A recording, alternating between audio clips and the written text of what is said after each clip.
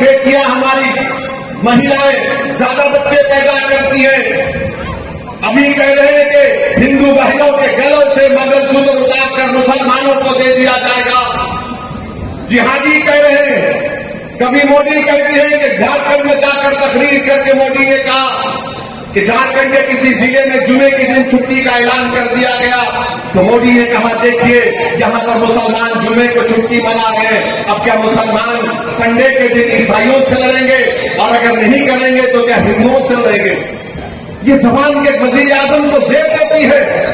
नरेंद्र मोदी के आप किसके वजीर आजम है? आप भारत के 133 करोड़ जनता के प्रधानमंत्री है या नहीं, बताइए आप।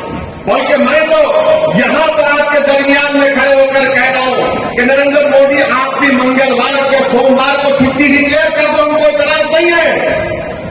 अगर वो उससे भी दिल नहीं करता तो आप ये कह दो हफ्ते में 7 दिन नहीं रहेंगे, 8 दिन रहेंगे, उसको कह दिए उसका नाम मोदी वार होगा।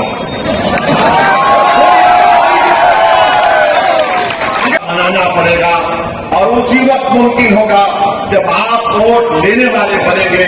आप बरसों से 40-45 साल से हम सिर्फ वोट डाल रहे हैं और हम वोट लेने वाले नहीं बन रहे, और इसलिए नहीं ले पाते क्योंकि हमको डरा दिया गया कि अगर हम वोट लेंगे तो कोई और जीत जाएगा, फिरका परस्त ताकतें जीत जाएंगी, बीजेपी जनसंघ जीत जाएगी। मेरे अजीज दोस्तों और बुजुर्गों, मैं अपनी बात को आपके सामने दलील के साथ प्रूफ कर दूंगा। मेरा आपसे एक ही सवाल है कि क्या 2014 में आपने नरेंद्र मोदी को वोट दिया था? कितनों ने वोट नहीं दिया था? हाथ उठाइए। क्या आपने 2017 में बीजेपी को वोट दिया था? क्या आपने 2019 में दिया था? क्या आपने 2022 में दिया था? क्या 2024 में देंगे आप? कितने नहीं देंगे? हाथ उठाइए। आप अपने दिल पर हाथ रखकर सोचिए कि असदुद्दीन ओवैसी 2014 में नहीं आया था तो कैसे बीजेपी जीत गई? 2017 में कैसे बीजेपी जीत गई? 2019 में कैसे बीजेपी जीत गई? 2022 में कैसे बीजेपी जीत गई?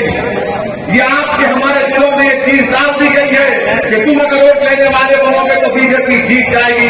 बीजेपी आपके वोट से नहीं जीत रही है, मैं आपको बता रहा हूं। बीजेपी इसलिए जीत रही है कि समाजवादी पार्टी कमजोर है। बीजेपी इसलिए जीत रही कि कांग्रेस में अब दमखम नहीं रहा। बीजेपी इसलिए जीत रही है कि बहुजन समाज पार्टी अपने उसूलों को खो चुकी है, और हमको आकर कहा जाता है कि तुम अपने वोट को मुत्तहदा इस्तेमाल करो। कभी उनसे कोई नहीं कहता है कि समाजवादी अपना वोट मुत्तहदा इस्तेमाल क्यों ना करें, कांग्रेस के लोग अपना मुत्तहदा वोट क्यों इस्तेमाल ना करें। मगर जब चुनाव आता है तो हमको कहा जाता है जिंदगी और मौत का इलेक्शन है। यकीनन ये बहुत नाजुक इलेक्शन है, मैं नहीं मानता, मगर खास मकसद के तहत क्या मकसद है आपको बताइए। गंगा में लाशें बह रही थी कोविड के दौरान, नरेंद्र मोदी ने आपको दिखाई नहीं दिया। उन लाशों को कुत्ते बचकर खा रहे थे। भारत के युवाओं का मुकद्दर आपने बेरोजगारी बना दिया। उत्तर प्रदेश में जहां पर पेपर लीक हो जाता है और यहां के मुख्यमंत्री बाबा कहते हैं कि किसी बादशाह की आत्मा आ गई, ताकत दे दीजिए।